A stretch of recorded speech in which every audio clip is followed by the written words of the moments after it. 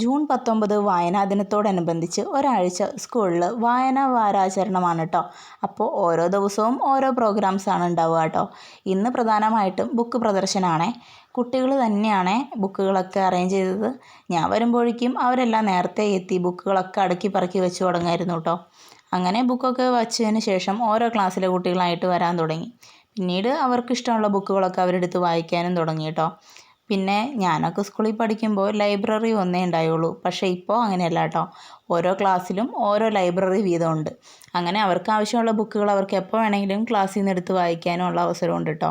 അപ്പോൾ ഇന്ന് എന്ന് വയ്ക്കുമ്പോൾ എല്ലാ ക്ലാസ്സിലെ പുസ്തകങ്ങളും നമ്മൾ ഒരുമിച്ചാണ് വയ്ക്കുന്നത്. അതുകൊണ്ട് അവർക്ക് ഇഷ്ടമുള്ള ബുക്കുകളൊക്കെ എടുത്ത് വായിക്കാനുള്ള അവസരമുണ്ട് കേട്ടോ.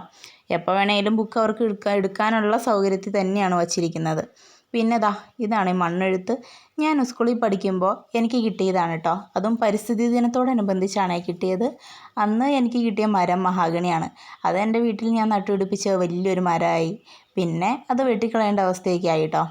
അപ്പോൾ അതിൽ ഓരോ ദിവസവും ഓരോന്നൊക്കെ എഴുതി കുറിക്കാറുണ്ടായിരുന്നു. പിന്നെ ക്ലാസ്സിൽ ക്വിസ് മത്സരമൊക്കെ നടത്തിയേ.